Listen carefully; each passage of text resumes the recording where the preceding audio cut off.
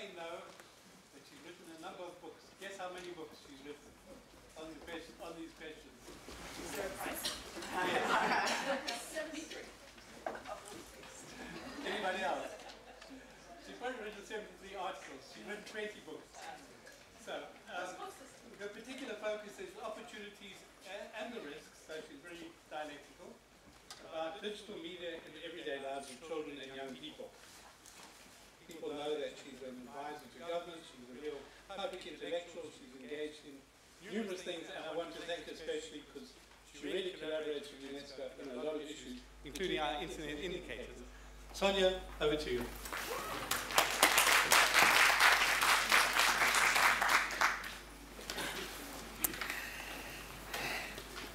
Thank you, Guy, and thank you, Alton, for and to UNESCO for inviting me. Do you want me to?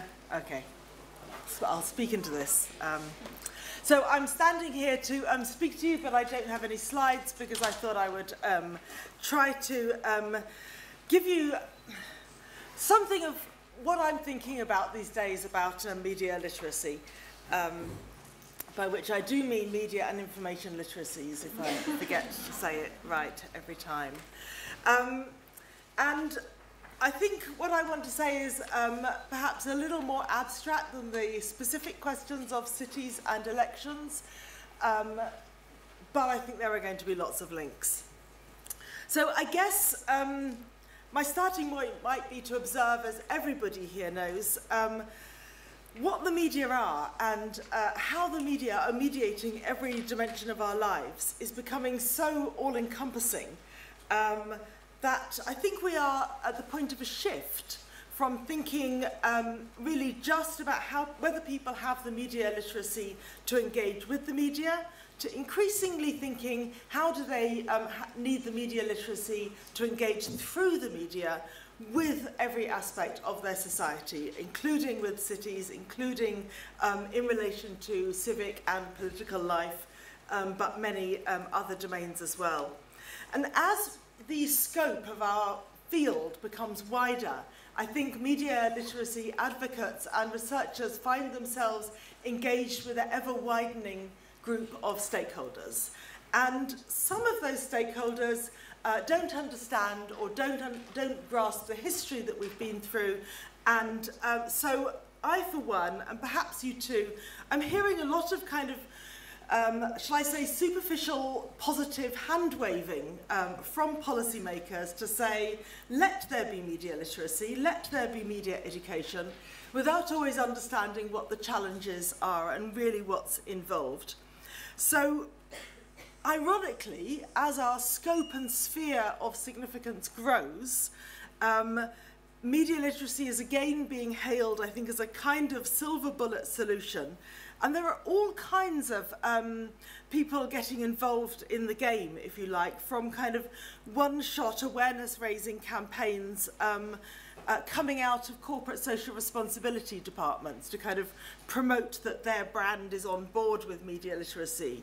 A lot of kind of high-handed injunctions from policymakers directed, I notice in Britain, directed to a Department of Education who supposedly will deliver media literacy, but actually is not always in the room and not really always listening. And I'm particularly interested in the idea that media literacy isn't necessarily being given a pedagogic purpose, but more seems to be the policy of last resort. So I spend a lot of time as a researcher in policy debates about what to do about hate speech or cyberbullying or hacked YouTube content or my current preoccupation, and I'm sure many of yours, quotes, fake news. And in all of these debates and many more, that begins with a call to manage the media environment and to improve the regulation. And then there's a kind of prolonged and difficult debate about the clashes of positive and negative rights, the difficulties of regulation, the difficulties of managing those powerful global digital companies. Some kind of short-term political expediency comes in, And you find that what everyone is calling for is media literacy. We have to educate people. That's our kind of go-to, simpler solution. So just to be clear, because I blogged about this a couple of weeks ago and maybe got a bit misunderstood, I am 100% in favour of media education and media literacy.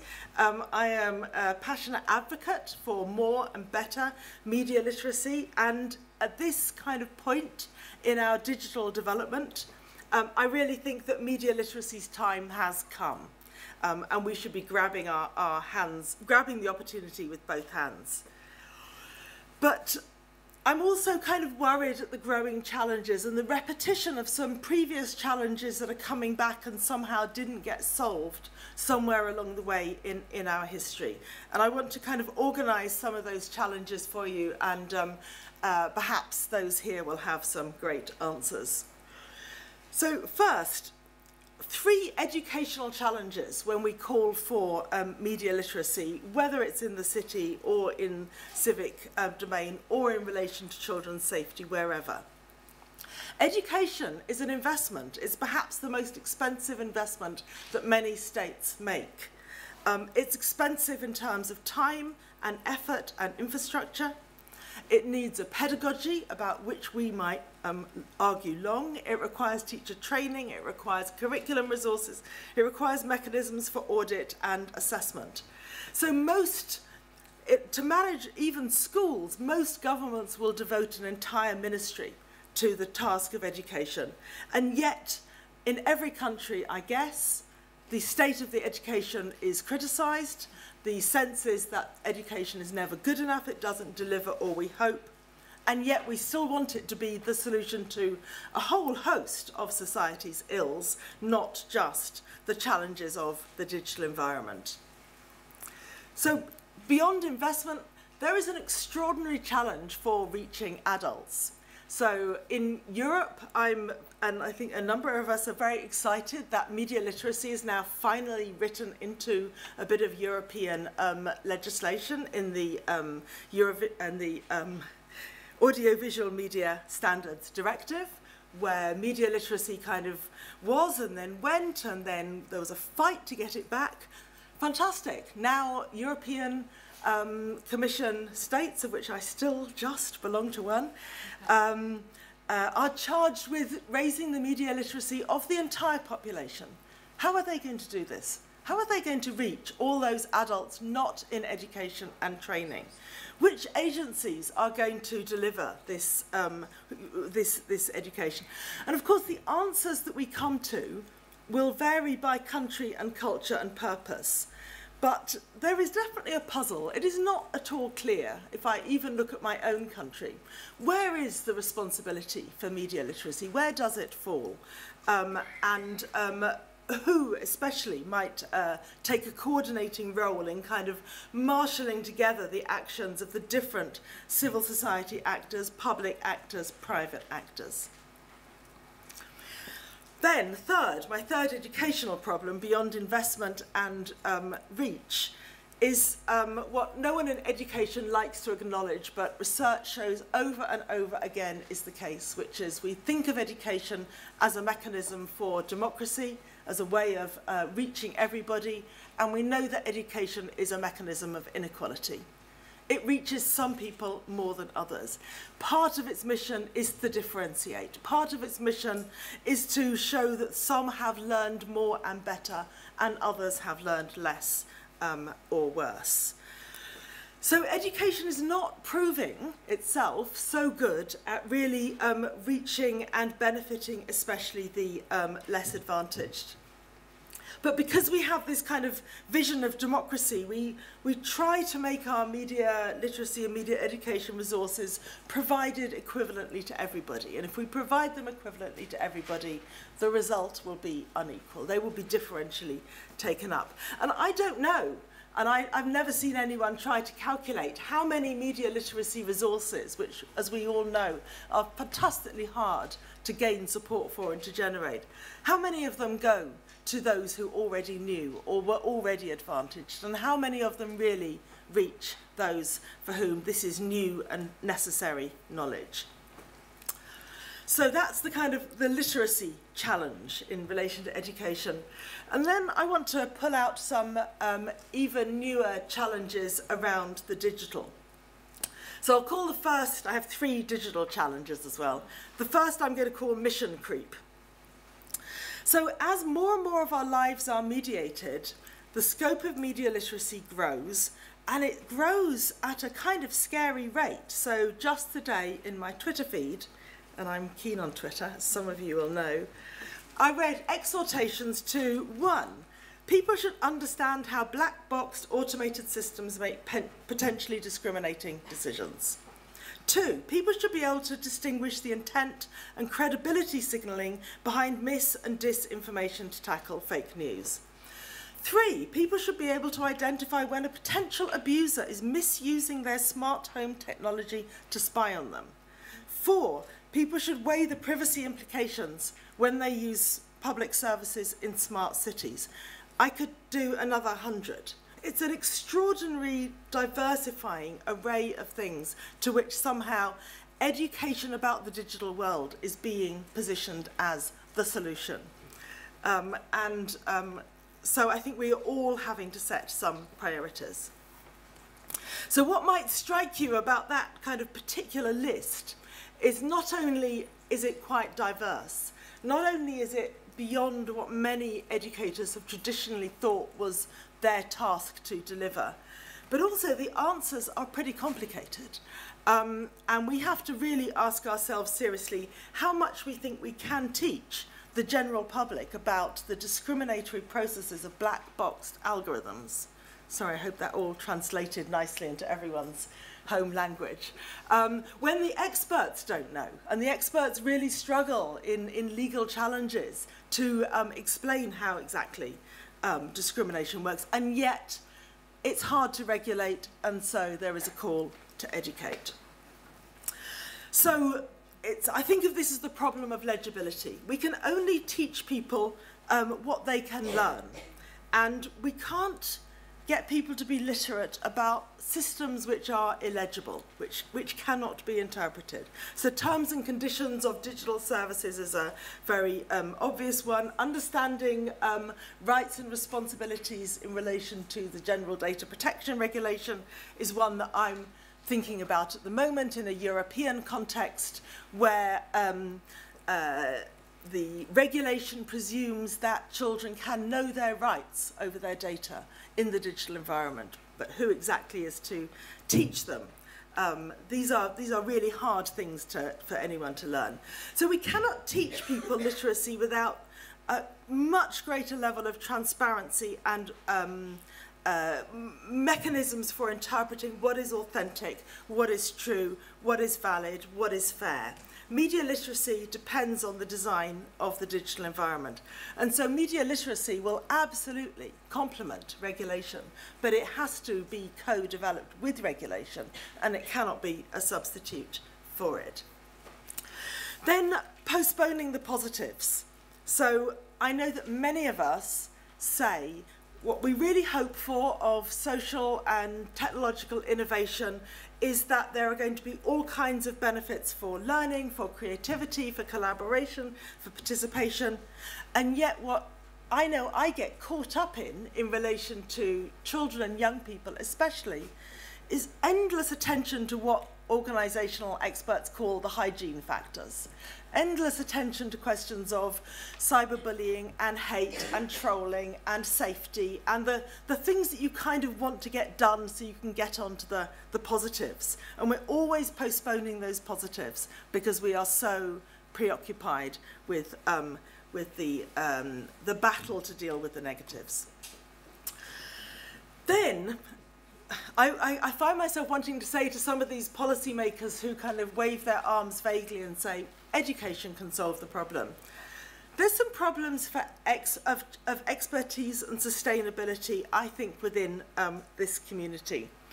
And they tend to be invisible to those who are calling for the silver bullet solution, but I think they really matter. So the first is the problem of capacity and sustainability.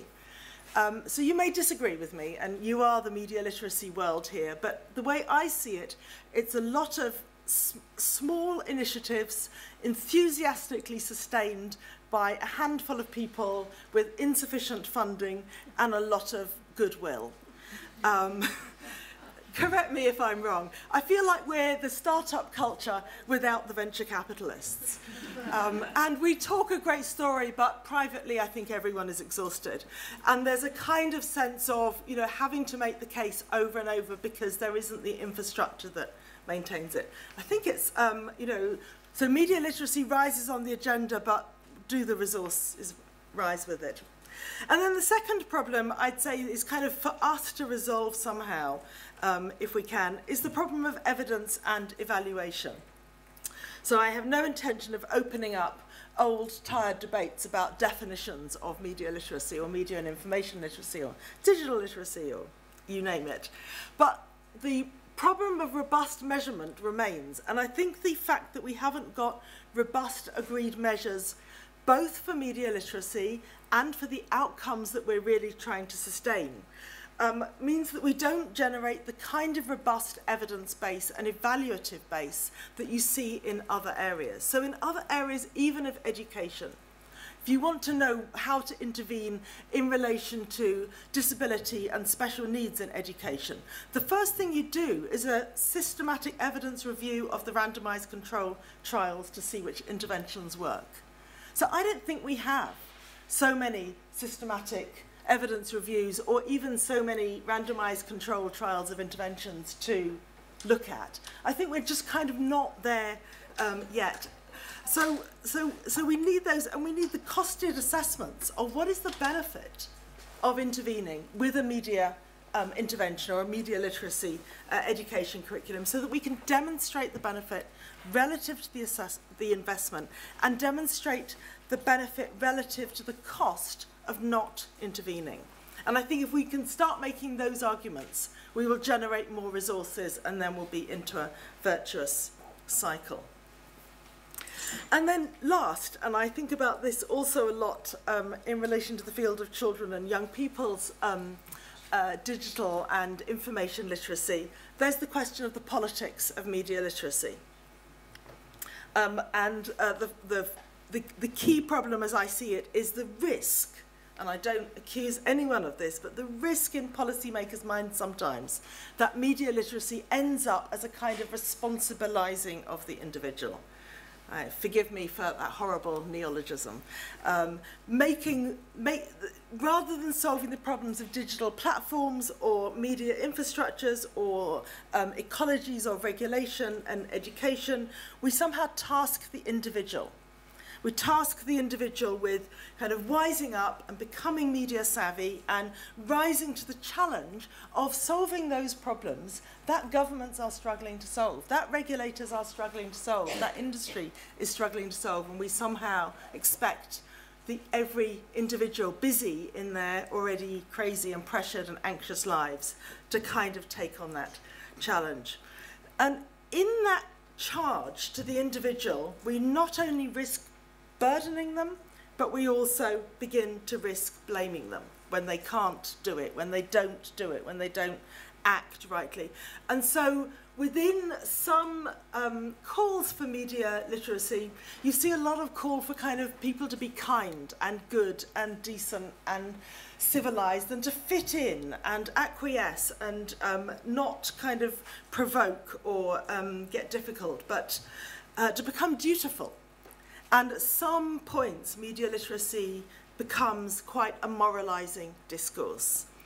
And somehow we need to kind of really speak up for that idea that it is part of people's communicative entitlement. And that's one reason that I think UNESCO does such a fantastic job in really endorsing a rights framework and a robust citizen framework, not a framework that expects citizens to be good and dutiful, but expects them to speak up and be heard.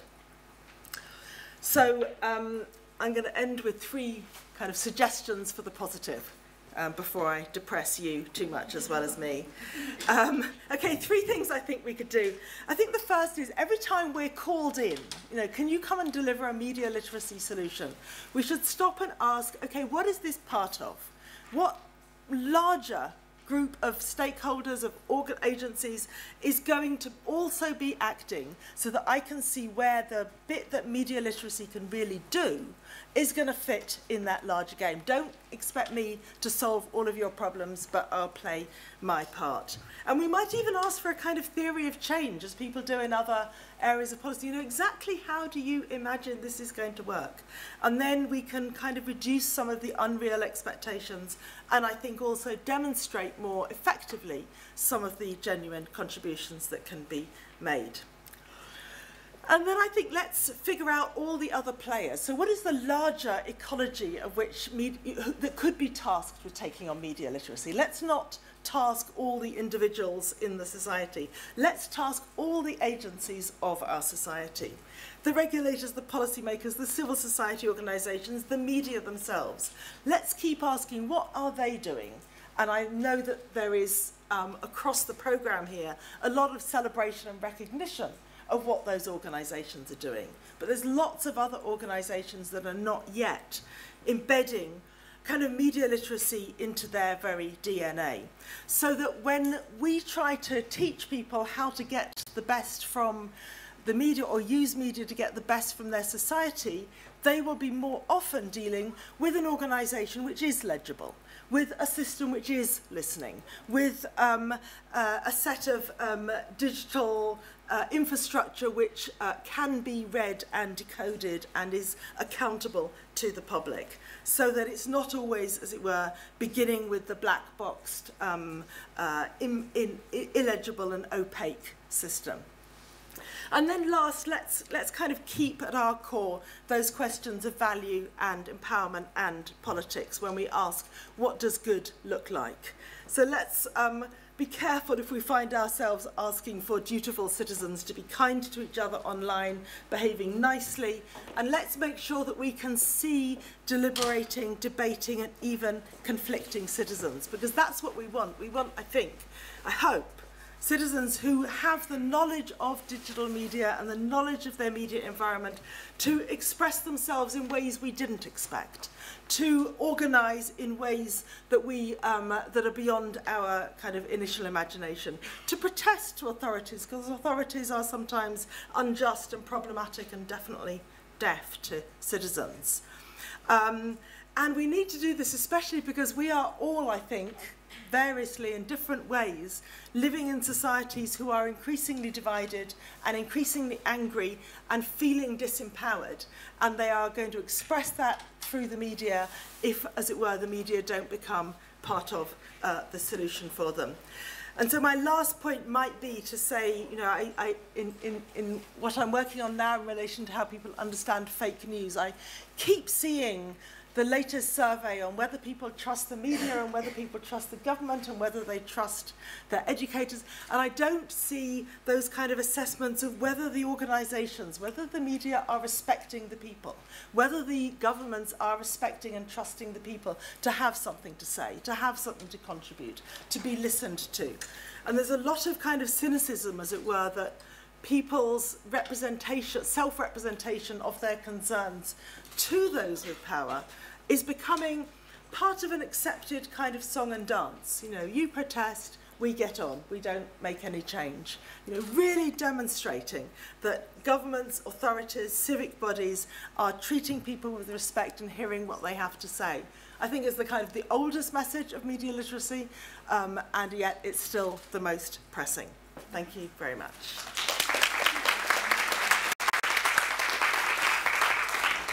Thank you so much, Sonia. Well, I tweeted about 20 tweets from that talk.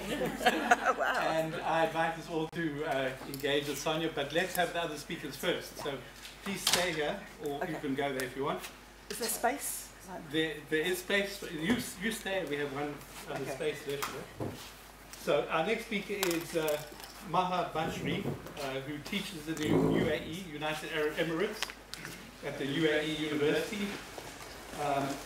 She researches issues about the global south and use of ICTs. Related publications include a book chapter on the case of South Sudanese women and the issues of online communities, conflict, and diaspora. So she's going to tell us also about her research, which I spoke to her about over breakfast, about what young people's media and information literacy is, at least among students at her university and other universities in the UAE. The floor is yours. Okay, thank you. Thank you so much. I'd first like to start by thanking VMU for hosting us today. And our research, two of my colleagues are not here, so I'm representing them. We are conducting an exploratory study into media literacy in non-Western contexts. And the study is called, at this point, Digital Natives and Digital Naivety. So, just to give you an overview or a backdrop, context is always important when we look at media literacy around the world. There is not a lot of, or there are not a lot of studies that come from the Arab world. The research that we conducted explores media and information literacy among millennials or digital natives, whatever you'd like to call them, in the UAE. It's very important that we carry out this kind of research because there are rapid changes in the media environment, and we have very young people in the UAE who are very media savvy, digitally savvy, but they don't have the skills that will enable them to analyze and critically assess the information or the content that they're looking at. So as I said, there's little research in the Middle East in general, the Gulf, and the UAE in particular. So, the Arab world is a hotbed for a lot of recruitment into terrorist organizations because of disinformation campaigns and strategies by nation states. In this environment, when you have young people who are digitally savvy but don't have the skills to, as I said, assess or critically analyze, young media consumers are particularly vulnerable. And this paper argues that problems can be elevated through media literacy skills, that there needs to be media literacy curricula in the schools, starting like from kindergarten upwards to high school and higher education institutions to address issues like this. So the UAE in itself provides an important vantage point in this kind of research because it has a large Arab expat community that has been born and raised there and went through their entire educational lives were in schools in the UAE. Hence, it serves as a microcosm for the Arab world. It kind of gives us a snapshot of what's going on. So, the need for research, again, surges or comes from the point that the UAE has one of the highest rates of internet penetration in the world at 92%. They have some of the best infrastructure when it comes to new ICTs. 40% of the population is between the ages of 15 and 30. This is a very young nation, as you're going to see in a few minutes, that was conceived or that came into existence in 1971. Formally, education, high schools, schools, a university where the inception of their flagship university was 1973. So as I said, very young nation with a very young population. So only 46 years old, lacks a tradition as a country of established media and information literacy programs. And you also have parents who really don't have these skills to help their children maneuver what they're seeing, the content that they are being exposed to. Okay, just moving on. So the method that we use for the preliminary survey, and this is phase one, what I'm sharing with you today is phase one, is that we employed a survey methodology to gauge the literacy skills and examine news sources that are being used by young people in the UAE. We conducted the questionnaire was administered to a random sample of undergrad students. The sample was composed of 297 students at the UAE University, which is the flagship. It's the largest university that the country has. The findings were majority of our respondents or participants indicated that they read actual news for less than 15 minutes a day. And this is something that millennials across the world do share with them. But what we also found that most of these young people are getting their news from Instagram. Instagram is not really a news source. It is a place where you go to see pictures. It's a place where you go to market your business or to follow these influencers, but it's not a place for you to get news. Furthermore, when they read the news, the genres that they tend to gravitate towards are social issues, entertainment, and technology, but no hard core news or news that has any substance to it. So we also found that there's a positive, significant correlation between their reading habits and their media literacy skills. The correlation between these two variables indicates like a medium level relationship. We're still testing for this in phase 2, but from our first survey, this is what we kind of gleaned. Now, the second thing that the research was looking at was, are they aware of the term fake news, which has, or news that has been deemed as misinformation or disinformation? And there's a lot of this type of information that is going around in that part of the world. Most of them are very, very aware, but we went on further to ask, are you, like, how do you assess if the content is fake or not? And this is where we find the gap.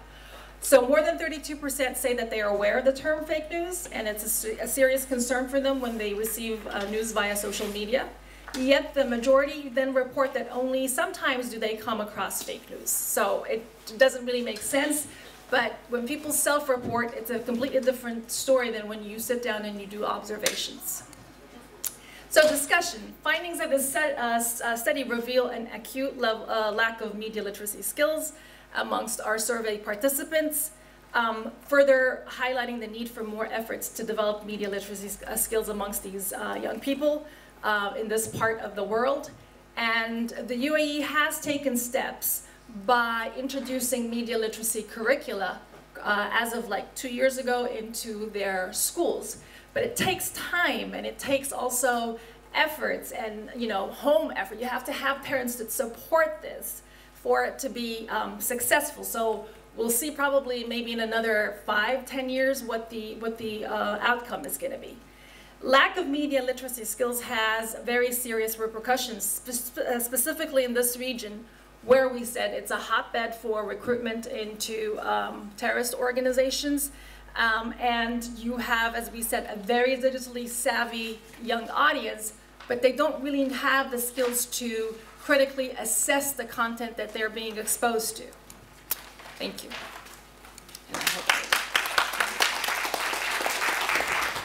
Thank you. So our next speaker is Elizabeth Milo-Vidal, who is an independent expert on digital parenting.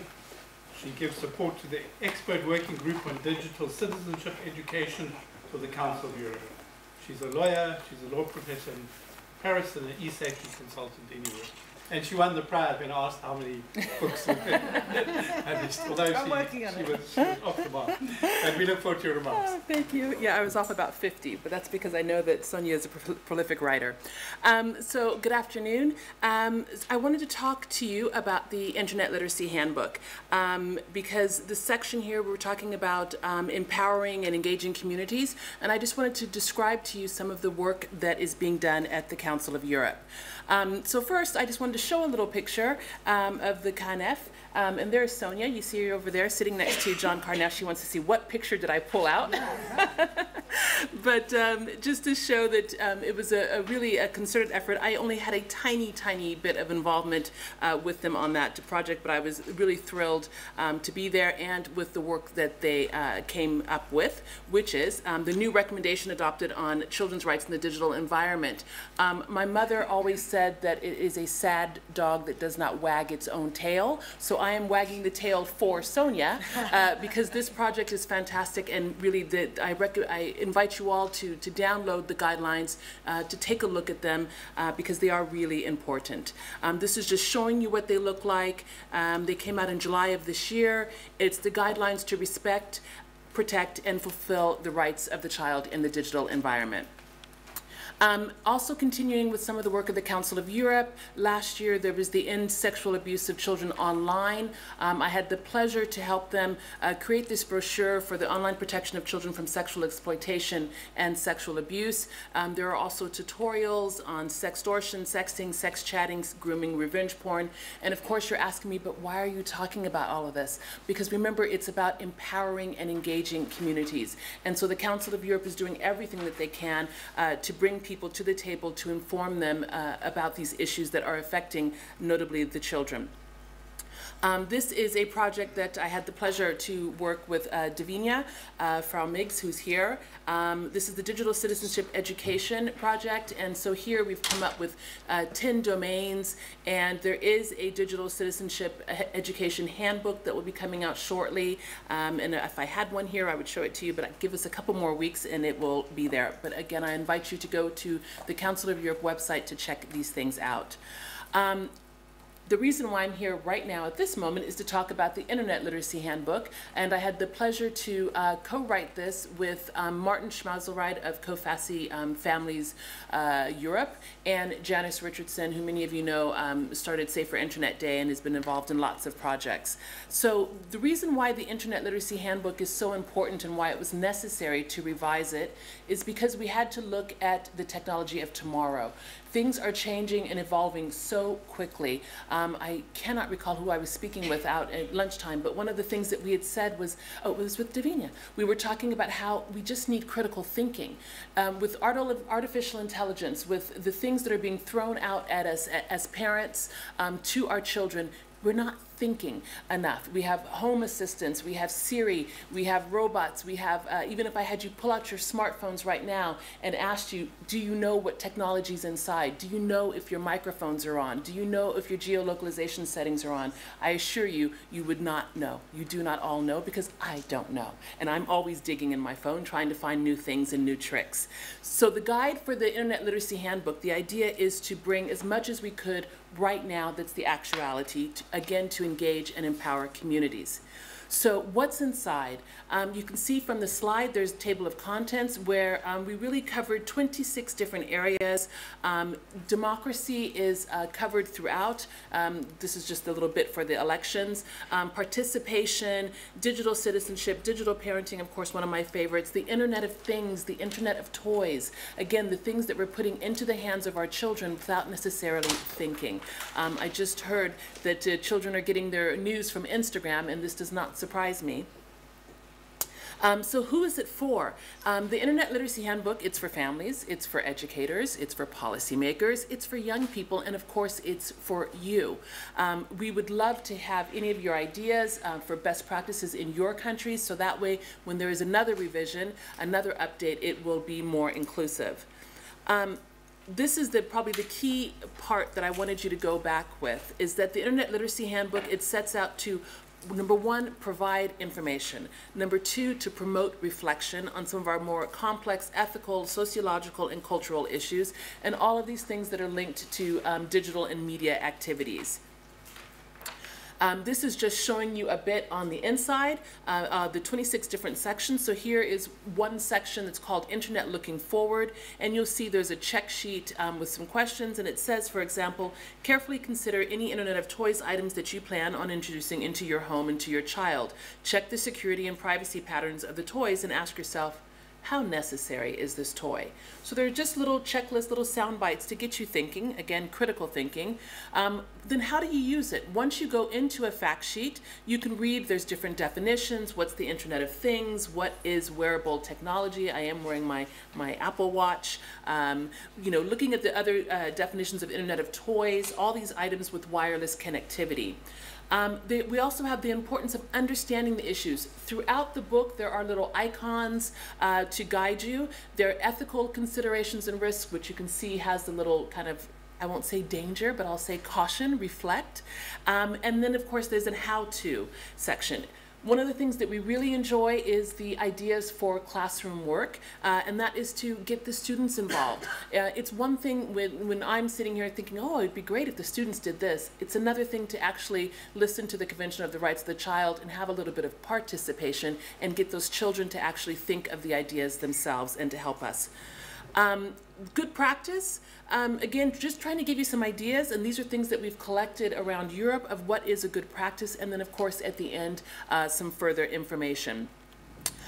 So if you do want to contribute, please take a picture of that screenshot there and send any of your ideas and resources and good practices to the Children's Division of the Council of Europe. I'm sure Regina and the others will be so happy that I've given their email address to everyone and say, go ahead, send them tons of things. Just say, Elizabeth said we could, okay?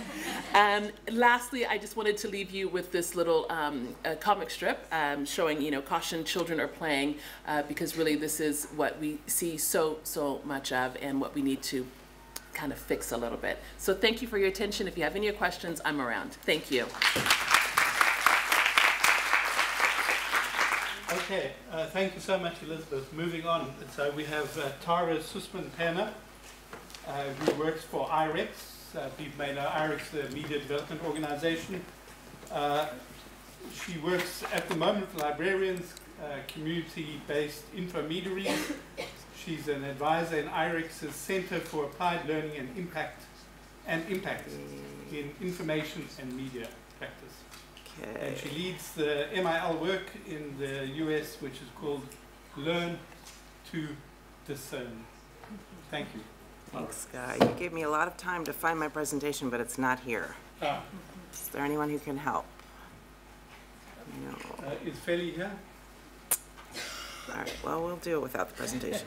It was very visual and nice, so you can just imagine. I'll tell you what, if you want, why don't you sit down a bit and I'll ask Alton to call Feli, and we have the next speaker, and then you have a chance to. Okay, do you mind? So, hold fire there. Lisa Jane DeGara. Just swap that away. Yeah, I'll take the midpoint. So Lisa is a policy consultant with the government of Alberta in Canada. She focuses in her research on the relationship between the political public and the internet, especially the mass use of social media. And I'll give you a quick snapshot of what you're going to say if I can check my photocopy here. Digital falsehoods and the analog consequences. There you go. It's on the screen anyway. Thank you very much. Over to you. Well, thank you very much for having me. It's such an honor to be here, such a pleasure to be here at UNESCO and here in Kaunas. It's been wonderful to explore it so far. I think for the purposes of my presentation, there's going to be a lot more talking about elections, which is sort of a personal passion of mine, especially how they relate to the internet.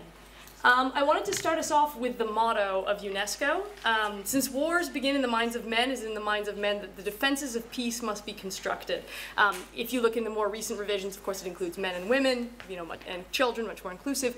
But the premise of it being that if something as destructive and powerful and damaging and earth-shattering as a war can begin as simply a little kernel in someone's mind, that's where peace and electoral process and democracy and all these other things have to begin as well. So one of the things that we've been dealing with is this idea of fake news, and I know there's some discussion about whether that term should be used at all, but I think one of the most important things that isn't often addressed when we talk about fake news is that fake news is not random news. We're not seeing just complete nonsense that's appearing. It tends to appear along certain political and ideological lines with a specific intent in mind. So I wanted to, before we launch too much into fake news, talk about a few false narratives that are very popular on the internet these days. This is a picture of what a growing proportion of people on the internet believe the Earth looks like. As you can see, it is flat. One of the things that's very interesting is that as we are in a world of increasing science, we have internet that's powered by satellites, which of course are in the atmosphere, and yet there is a Facebook group, a very popular one that has about 50,000 members, called Flat Earth No Trolls, where you can find thousands of people who are thoroughly convinced that the Earth is flat and will not hear to the contrary. We also have the growing wave of people who are refusing to vaccinate their children, claiming that they believe it is not healthy for their children, that it can cause further illness and problems, despite the fact that we have incredible scientific evidence to suggest that vaccines are effectively the best medicine that we have. And over on the right-hand side, we have a symbol that is called the Eye of Providence. You can sometimes see it in religious artworks, it's also on the American dollar bill. But it's associated with this sort of vast conspiracy called the New World Order. The idea that all governments are in fact just one government headed by about 12 people. Those people may or may not be descended from alien lizards, etc., etc. It goes on from there. But the main thing about these three stories is that they're not totally random. They're very strange, we know them to not be true, and we know that they can all be disproven with facts, but they all play on particular anxieties.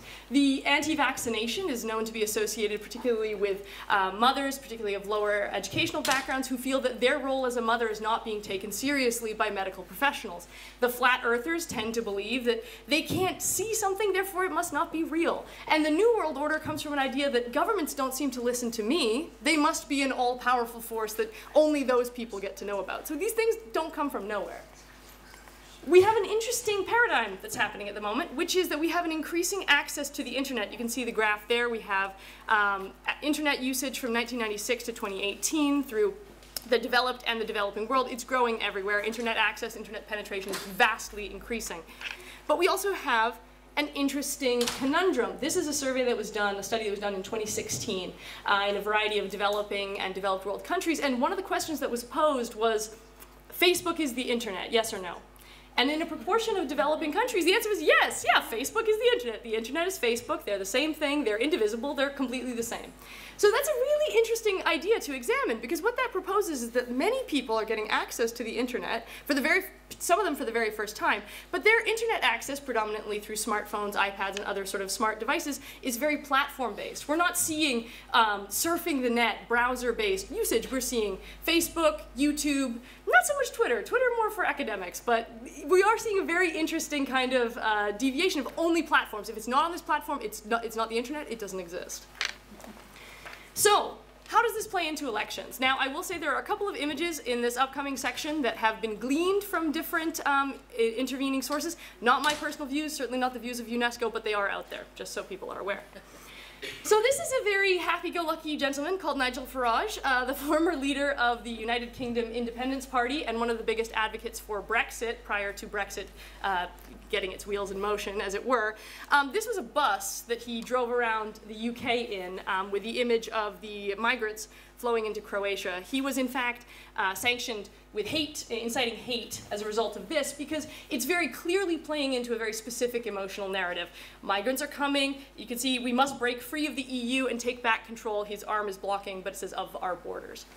What's really interesting is that when we look at discourses around Brexit, so much of the discussion is about how elites, how establishment people tend to feel, oh, you know, they didn't like how the European Union was delineating the curvature of bananas. But in fact, when you go and talk out to the public, the answer overwhelmingly of people who voted to leave was immigration, immigration, immigration. They had this fear of this breaking point that was being invoked, which was essentially a type of fake news. Now, the use of technology, even crudely, can support false and emotionally driven narratives. So here's Nigel Farage again. He says, what an insult to the victims of sexual abuse in Cologne and rape in Malmo. These people are sick. So you can see this image here. Now I would encourage eagle-eyed viewers to just look at the words on the sign for a moment. We can see that this has been rather crudely photoshopped. That is not the original sign. The original sign is there. You can see how all the font matches properly and it has correct kerning and everything like that. This image actually came from Saskatoon, Saskatchewan, which is where I did my graduate degree, so I thought it was very interesting, sort of coming full circle. But you can see, you don't have to look very hard to see that this is a doctored image. You don't have to have a particularly high level of literacy to see that this is not the original image. But we're not dealing with that. What we're dealing with is a somewhat different notion of, my mind is made up. Don't confuse me with the facts, which I think is a very interesting idea in media literacy that we have. So, understanding the different emotional drivers of communities allows those communities to be unknowingly manipulated. So the first one here, we have a meme. This was made by the Internet Research Agency of Russia. The three memes I'm going to show here were all made by the Internet Research Agency in Russia. They're not the only elections interfering organization, they just happen to be the best at it.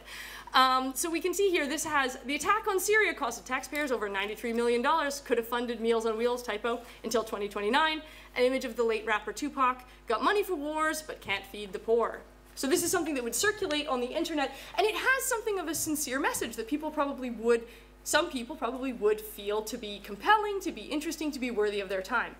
But it's being distributed and created with intent. And you can see it's actually being misattributed. If you look in the lower left-hand corner, this has been falsely attributed to an organization called United Muslims of America. The image in the middle here is, you can color your own Bernie hero. This was also circulated during the American 2016 election.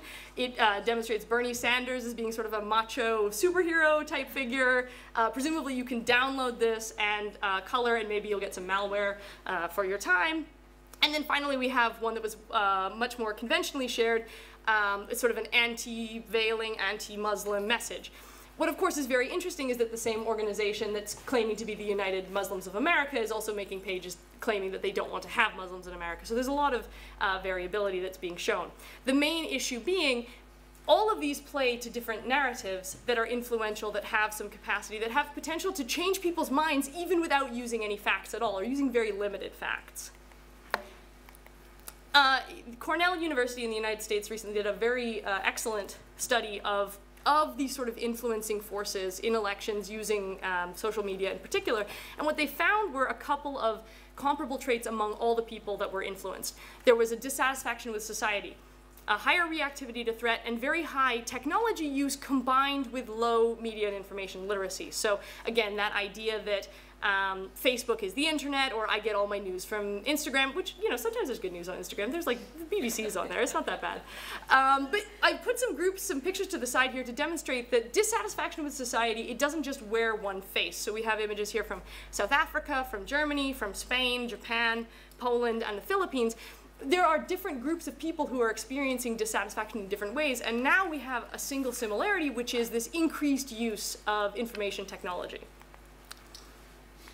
So, now we come to the question of cities and city elections. The interesting thing about cities is that cities are government up close. It's very difficult to believe in the sort of shadowy cabal of people who are making decisions without our consent when you're dealing with things like garbage pickup, or municipal swimming pools, or you can see at the top right there, that is a lovely park that is in Vilnius, libraries, things, bottom right is Olympic Park.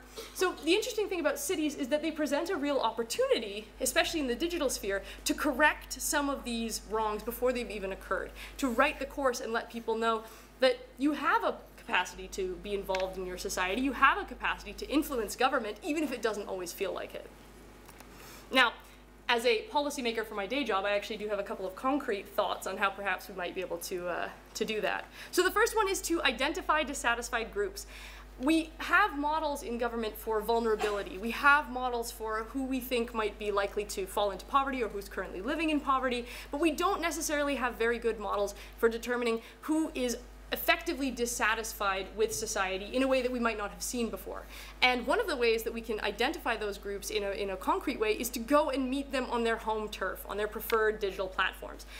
In many cases, that's Facebook. It's really interesting to see Facebook comments on any conventional news story, not necessarily even fake news, to see the responses that you get to those sorts of things.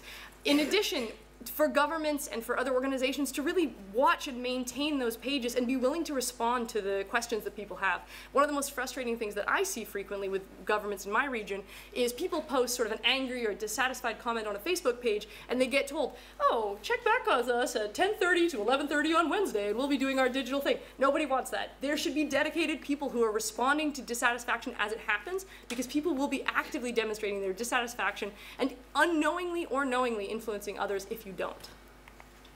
Create digital spaces for citywide participation. Again, if the response to any kind of a dissatisfaction, any kind of a persuasion is to say, come to a physical town hall, see us on our webcast at 10:30, that may or may not work because they never seem to work in my experience. You're not going to have the level of engagement that a YouTube channel that can pump out 7 videos a week is going to have. And while ultimately, we may not have that same degree of involvement, if we can demonstrate to citizens, yes, governments they care about you in the digital sphere, and we would love to engage with you there consistently. Replace the negative, false narratives with positive, powerful ones. Obviously, this is much easier said than done, but there is something to be said for consistently portraying the kind of governments, the kind of cities, the kind of countries that we really want to see, and by using effective narratives to show that. If there's concern among young people that there are no opportunities, show that there are opportunities. Put them out there. And if you don't have any opportunities, you know, generate some opportunities so that you can talk about it.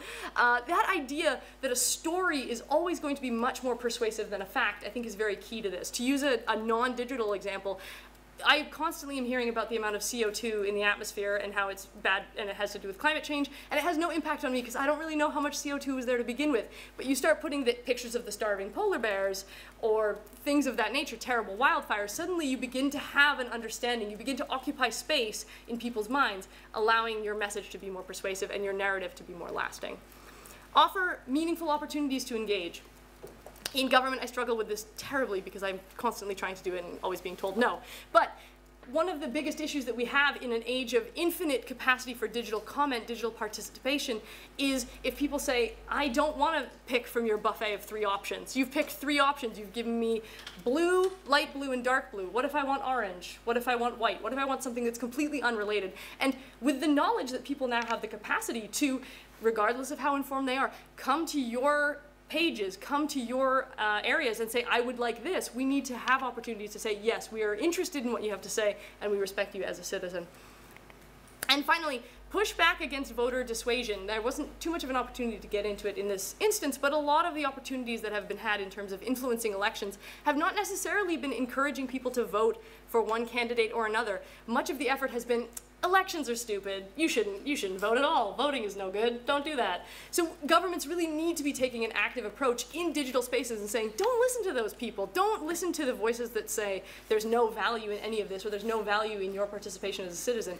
You have the capacity to be influential, and we'd really love to hear from you. And just to close off, this is from the London 2012 Olympics. Sir Tim Berners-Lee, who's the inventor of the World Wide Web, which we now know as the internet, but like internet sort of existed before that, he used Twitter and tweeted this out, this message, this is for everyone. And I think that's a really valuable and very powerful message to have in the digital space, to say this is for everyone, so let's ensure that we don't have chilling effects of speech. We don't have people being negatively influenced by false information, that we're letting people know this is for you, no matter who you happen to be, and we would love to hear from you. Thank you very much. Thank you. Are we sorted, Tara? We are. Okay.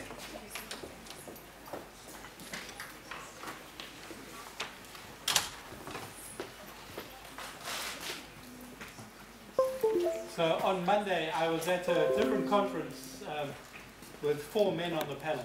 Sorry. Did you notice anything about this panel? No, nothing at all. Okay. Everything goes along. There should be one, right? One other thing I noticed about the panel is that despite the best efforts of Gabriel to put the cities on the agenda, it's not really being engaged with, so I hope we can, except for this last presentation.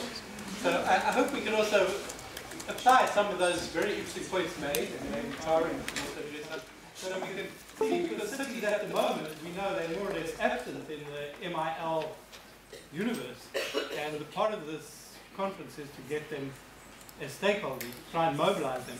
So to the extent that you go back to your home institution, taking away insights here, what could you say to your city colleagues, activists, researchers, officials, and so on? Tara, please. Okay, I'm back. So actually that was a really fortuitous switch. And I think perhaps you'll see why, because I think you set up really well the context for what I'm going to talk about. So yay. And I think I am going to talk not so much just about cities, but kind of about kind of place-based understanding of doing this kind of work. So I think Guy said already about IREX. We're based in Washington, D.C., a US-based nonprofit celebrating our 50th year.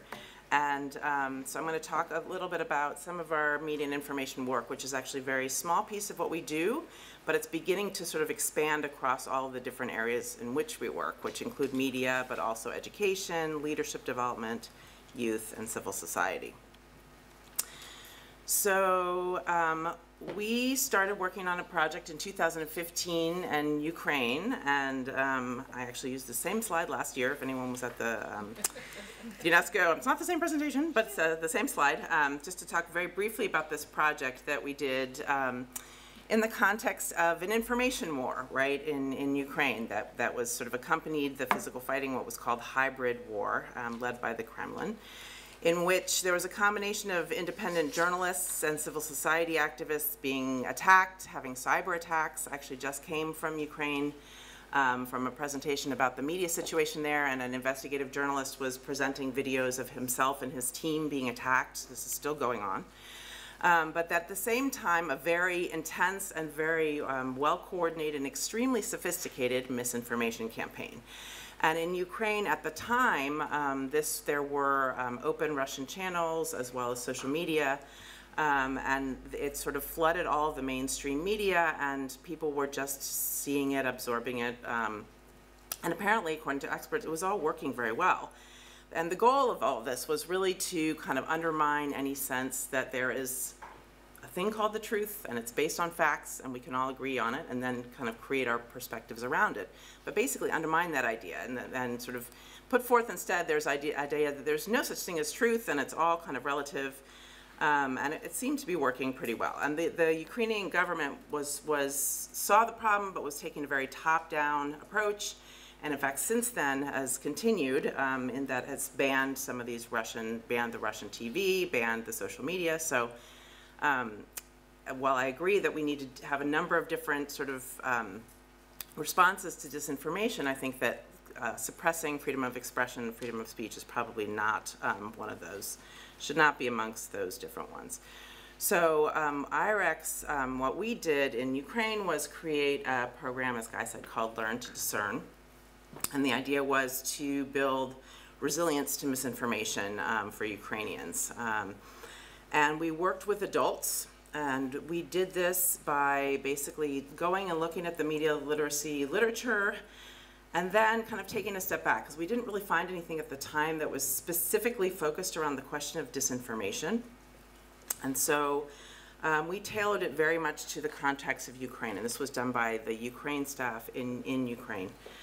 And the project was a very short kind of pilot, 9-month long. We recruited media literacy trainers. They were mostly librarians across the network of libraries, where IREX had been working for about a half-a-dozen years at that point. The librarians recruited citizens and trained them in the library. So it was kind of like trust network across which the information spread. They had this curriculum that they used to design their own training and kind of picking and choosing the different pieces that they thought would work the best for their audience. We also had an information campaign, a PSA, that reached about 3 million people, and the main message of which was that information is a product, use wisely, consume wisely. We also created a distance learning course and a video game. This was like the little project that could. And through all of this, we reached about 15,000 people directly. And our initial evaluation of all this was all very positive. It seemed to have very positive impacts, and all of our evaluation was self-reported.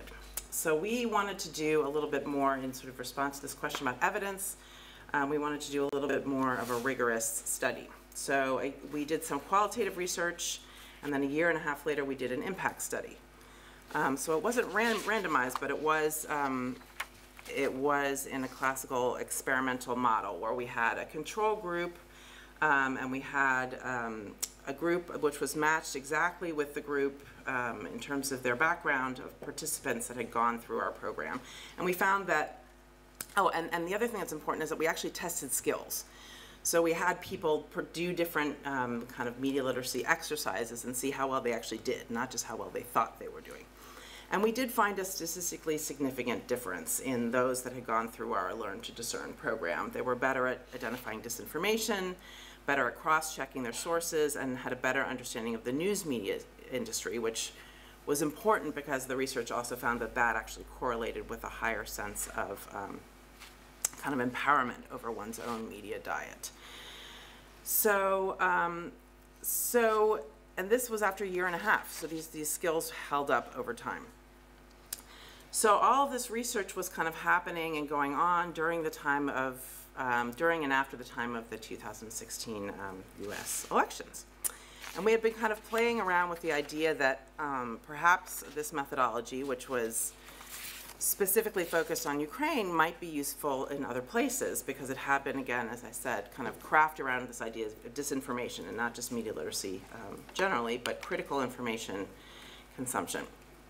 So we decided that we would look at the US the country in which our organization resides. And it shares some of the characteristics with Ukraine, and there's also some differences. And this is just sort of a range of some of the things that we're facing in the U.S. It's disinformation, it's also misinformation, it's also filter bubbles. There has been shown to have been some Kremlin interference, as we know, in the U.S. Elections in 2016. But we also later have a president who's both very intertwined with the news media, both the traditional and the social media, and very critical of it and calling things that he doesn't like fake news. So we're in this sort of new crazy era.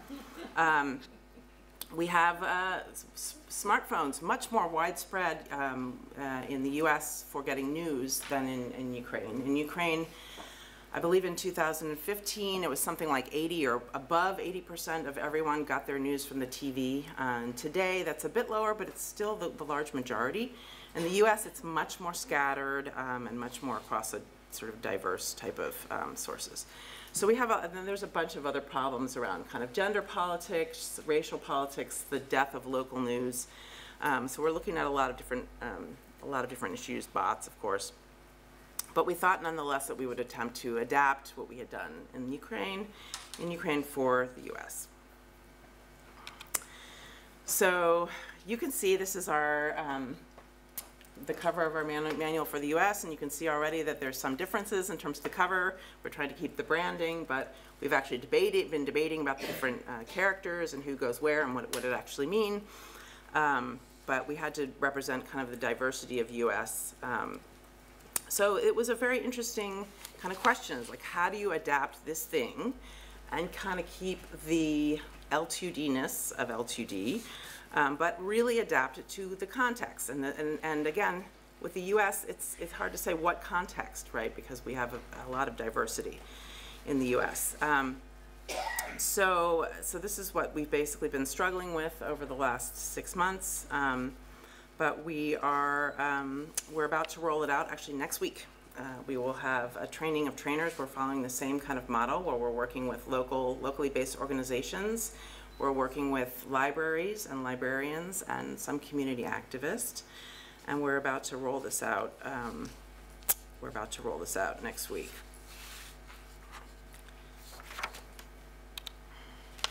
And this is where we'll be. We'll be in Arizona. So this is not cities. This is actually rural. It's in 3 different rural areas in Arizona. One which is like a border community with Mexico, one which is mostly Native American tribal communities, and one which is dominated by the Latter-day Saints. So 3 very different across each other. And we're working with RAIN, which is a very small kind of research organization that focuses on STEM, so science, technology, engineering, and math.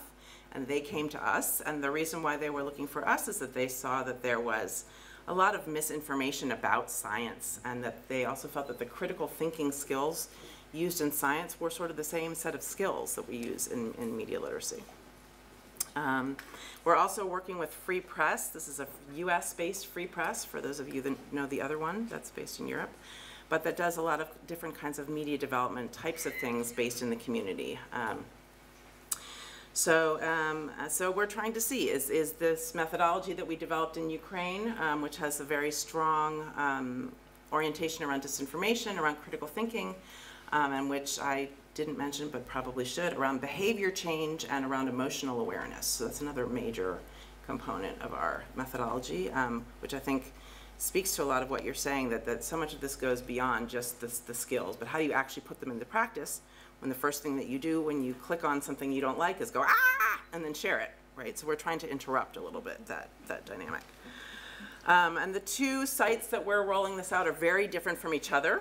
So we have rural in Arizona, we have small urban in southern New Jersey, in Camden, where the issues there are that it's poor, there's high crime, and that the representation in the media is a sort of very racialized portrayal of kind of overly violent and sort of nothing about anything good or interesting that's going on in the community, that's actually filled with community activists doing all kinds of interesting things. And we have a small grant from the Adobe Foundation to do the work with Free Press. So I'll just talk very briefly about some of the challenges. There are many, and some of the things that we are learning. So as part of this adaptation process, one of the challenges, the first challenge is just finding locally relevant examples. So we're doing this thing of trying to make something somewhat universal, but also make it very, very place-based and relevant. So that's been very challenging, and especially when we're looking for locally relevant media examples in the context of place where, you know, the local media is in crisis.